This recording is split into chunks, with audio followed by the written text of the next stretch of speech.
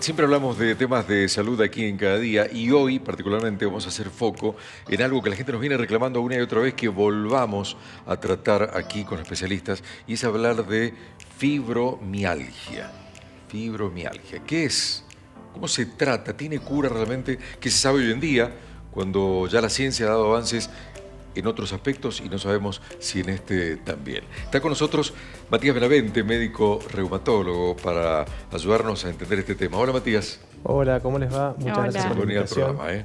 Una vez más preguntamos, ¿qué es exactamente, cómo se define la fibromialgia? Bueno, la fibromialgia es una enfermedad crónica que básicamente está diagnosticada por un síndrome doloroso generalizado, donde las pacientes en general refieren que les duele todo el cuerpo, de la punta de la cabeza a la punta de los pies, asociado de algunos trastornos en cuanto al sueño. En general tienen bastantes trastornos a nivel del sueño, tanto sea de insomnio, de poder conciliar el sueño, como a la hora de levantarse antes, porque genera dolores a la hora de dormir. Se asocia también mucho a lo que es la ansiedad o la depresión. Por lo tanto, si bien no es una enfermedad que genere mortalidad, no es una enfermedad mortal en sí, pero genera un altísimo trastorno en cuanto a la calidad de vida de las pacientes. Hoy por hoy no hay una causa, por así decirlo, de qué es lo que causa la enfermedad en sí. No se sabe el por qué a partir de hoy la paciente o el paciente tiene trastornos en cuanto a la percepción del dolor. Sí. Básicamente lo que es la fibromialgia, para que por ahí la gente entienda, es una alteración en la percepción del dolor, como yo percibo el dolor. ¿Alteración en la percepción del dolor? Sí. A ver. Más fuerte, por ejemplo, más que claro, por ejemplo, entre el tacto y el dolor es una línea recta que lo que depende es del estímulo que me lo genere. Por ejemplo, yo me aprieto el brazo y siento presión. Sí. Una paciente que tiene fibromialgia tiene alterada esa línea y percibe la presión como dolor. Bien. Entonces, eso no es que la paciente, porque por ahí muchas pacientes te dicen como que lo inventa. No, para nada. Es una alteración a nivel de la transmisión del estímulo. Entonces percibe el dolor con estímulos menores. Con el estímulo de la presión o del tacto, depende en la gravedad, la paciente percibe dolor. O sea que al menor contacto o estímulo, como decís vos, por más que sea suave, lo que yo podría tocar a Coco, a alguien le podría generar dolor si tiene fibromialgia, simplemente con tomar su mano. Exactamente. Entonces eso es lo que por ahí genera muchísima ansiedad y muchísimos trastornos en la vida cotidiana. Claro. Matías, y si no se da ese toque, esa presión, como decía, a una persona con fibromialgia le tocan así y siente no presión sino dolor.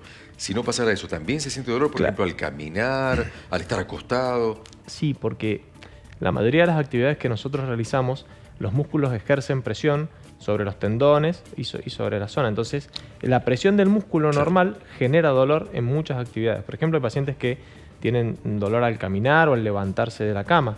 Entonces, realmente es una enfermedad que ha tenido a lo largo de estos últimos años discusiones de si era una enfermedad, si era un síndrome, cómo englobarlo, pero la realidad es que tenemos un montonazo de pacientes con esta enfermedad,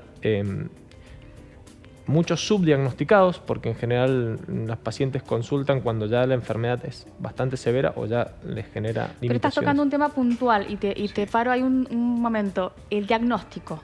Porque realmente hay veces que no sabes si ir a un reumatólogo o a otro tipo de especialidad, porque es tan como complejo cómo se diagnostica y cómo sé si tengo justamente este padecimiento y no es otro por ahí, ¿no?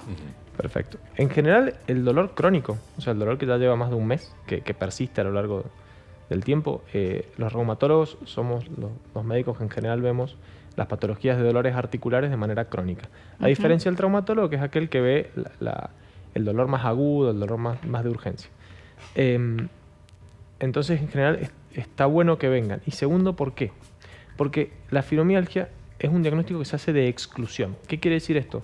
Que nosotros vemos a la paciente con un dolor crónico y tenemos que descartar otras patologías reumáticas, como artritis, reumatoidea, como lupus, como psoriasis, otras patologías que pueden estar asociadas a fibromialgia o ser diagnósticos diferenciales. Claro. El paciente puede tener otro diagnóstico y que venga con dolores generalizados. Entonces está bueno que consulten.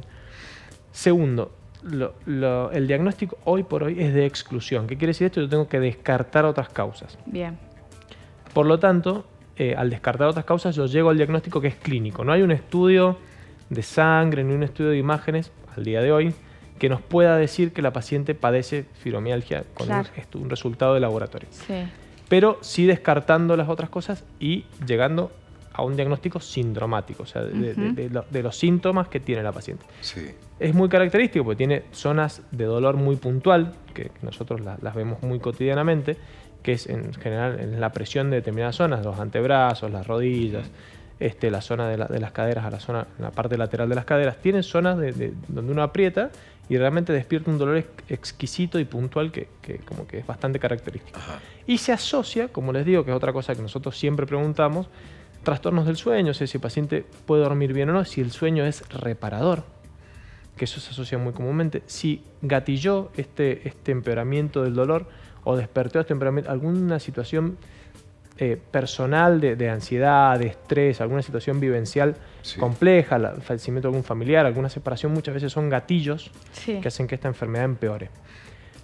Y si, por ejemplo, el paciente tiene como confusión o que está aturdido, como que no le cuesta pensar, como tiene una niebla mental. Eso sería otra cosa que se asocia mucho. Y por eso es tan difícil el poder llevar a la paciente con fibromialgia, porque implica varias áreas. Implica la parte del dolor, la parte de la salud mental, porque es muy importante que el paciente esté acompañado permanentemente con un acompañamiento psicológico y psiquiátrico. ¿Por qué? Porque es muy difícil tener dolor todos los días. Convivir con ese dolor debe ser totalmente invalidante, no poder levantarte, no tener una respuesta y también una cronicidad, ¿no? Porque no sé si hay algún tipo de paliativo ante ese dolor y, como decís vos, también áreas tan diferentes como hasta neurológicas, por decirte, ¿no? Tal cual. También es importante hacer interconsultas con neurólogos para descartar otras patologías neurológicas que pueden estar asociadas o ser diagnósticos diferenciales de esto. La verdad que cura no hay tratamiento. O sea, ¿todo es paliativo? Sí, es crónica. Para atenuar o ayudar a convivir con ese síntoma, ese dolor. Es una enfermedad crónica como sería la hipertensión, como sería el asma. ¿Tiene tratamiento? Sí. No tiene cura. Como tampoco nos vamos a curar de ser hipertensos, por ejemplo. Eso es la mejor definición que yo por ahí les trato de explicar a los pacientes. Por lo tanto, es importante que la paciente tenga un buen seguimiento, que tenga un médico en quien confíe, porque eso yo creo que es algo sumamente importante, y que pueda ir haciendo ajustes en la medicación y en el tratamiento en la medida que esta enfermedad tiene ciclos. Hay momentos donde la paciente, por ejemplo, rinde exámenes, tiene alguna situación difícil en la vida y empeora. Claro. Y tiene momentos donde se va de vacaciones, por ejemplo, y se olvida hasta de los remedios. Entonces oscila mucho la situación en la que el paciente esté viviendo. Entonces, por eso también oscila muchas veces el tratamiento. A veces tenemos más medicación, otras veces menos. La terapia de acompañamiento psicológico es fundamental. En general, yo les recomiendo que sean terapias breves, cognitivo-conductual, no que esté siempre, sino que enfoquemos algunos problemas puntuales y se haga terapia. Si no, el paciente tendría que vivir en terapia. Entonces, en momentos, situaciones que gatillan la enfermedad, ¿sí? Consultar. Y algo muy importante, que es el tema del ejercicio físico. Las pacientes, cuando están con crisis, sienten que el cuerpo se les va a romper. No se pueden mover y no quieren hacer nada. Y es una trampa, porque en realidad lo mejor que puede venir a esto es moverse. Pasa que con dolor nadie se quiere mover. Obvio. Por eso es lo importante de poder sacar al paciente del dolor, de ese círculo vicioso negativo en el que está encerrado, y que se empiece a mover. ¿Y cómo lo sacás más allá de lo psicológico, que está buenísimo obviamente como soporte? A nivel de medicación, por ejemplo, ¿qué se suele dar y qué actividad física debería hacer una persona con este tipo de padecimiento también? Porque calculo que no cualquier actividad física. No. Primero, hoy tenemos algunos fármacos que están aprobados y que de hecho son los que se usan más comúnmente, como lo que es la pregabalina, algunos antidepresivos como la duloxetina, que funcionan levantando el ánimo, corrigiendo el sueño, disminuyendo el umbral del dolor, porque hay fármacos que actúan bajando este umbral, haciendo que volvamos a percibir el dolor de una manera más adecuada. No siempre funciona al 100%. Claro. Probablemente tengamos que ir ajustando dosis y tratamiento a lo largo de la enfermedad, pero en general mejora bastante la calidad de vida. También, por eso es importante la consulta con el psiquiatra, algunos inductores del sueño para mejorar lo que son las fases del sueño, que el paciente sienta que duerme mejor. por ahí es necesario algún tratamiento psiquiátrico desde algunos ansiolíticos o alguna medicación para ordenar un poco el pensamiento, porque a veces el paciente ha tenido una crisis muy fuerte y eso desequilibra todo esto. Y por más que le dé medicamento para el dolor, si sigue desequilibrado emocionalmente, no va a funcionar. Claro. Y el tema del ejercicio, lo importante del ejercicio es entender que el paciente no tiene ninguna limitación desde lo articular, desde lo muscular para el ejercicio. Entonces, si bien uno recomienda que no sean ejercicios de alto impacto, para prevención por ahí de mucha presión sobre las articulaciones, que eso puede despertar, puede gatillar el dolor, pero en general uno les trata de recomendar al paciente que haga lo que le guste, que lo que siente placer. Yo normalmente le digo, si puede hacer algo que le guste, que le dé placer y que esté al sol, mejor. Claro. Porque eso también genera una liberación de endorfinas y mejora tanto el ánimo como el umbral del dolor. El ejercicio hecho de manera correcta y que le genere disfrute al paciente eleva las endorfinas, y la endorfina es uno de los mejores analgésicos que tenemos en el cuerpo. Totalmente. Entonces es muy útil que el paciente vuelva a enganchar algo que le guste. Eso nos refuerza por varios aspectos. Claro. Y otra cosa que es importante que recalcar, que es que uno le explica a los pacientes que tiene que salir de esa trampa, que no se va a morir del dolor, que no tiene problema de hacer actividad física, que a veces cuesta que nos crean. Por eso es que es muy importante que sea un médico que genere confianza en el paciente, porque el paciente tiene que confiar que después de esa trabita del dolor va a empezar a estar mejor. Bien. Eso yo creo que son las cosas por ahí. Ahí donde actúa mucho la parte psicológica. Sí. Matías, en varios momentos de tu relato hablas de la paciente y no de el paciente. ¿Es porque prevalecen los casos en mujeres? Sí, 9-1. O sea, de cada 10 pacientes, 9 son mujeres y 1 es varón. ¿Y esto por? Tiene más predisposición, yo creo, por ahí tipos de personalidad. Ajá. Y hoy por hoy no se sabe mucho el por qué tiene una... Algunos creen que tiene alguna relación con el nivel de estrógeno y otra cosa, pero la verdad que hoy no hay una causa estricta que diga, pero en la clínica y en las estadísticas realmente es muchísimo más frecuente. Los varones con fibromialgia son un tema. ¿Por qué? Porque son muy subdiagnosticados. ¿Qué significa? A ver. Que no consulta al paciente con el varón con fibromialgia, consulta poco, porque se acostumbra al dolor, no va, lo maneja de otra manera. Entonces, como que lo menosprecia. Está acostumbrado, dice será el dolor de alguna cosa y no consulta. Ahora, Matías, si el dolor no se va, si yo voy a tu consultorio, tengo este padecimiento, pero el dolor continúa para poder llegar a hacer la otra instancia, que es moverme, que me hace bien, o ir también a un psicólogo que también me ayude. ¿Qué pasa? ¿Cómo hago? Porque escucho muchas personas que me dicen, no me puedo mover y ya estoy tomando medicación y la verdad me es imposible.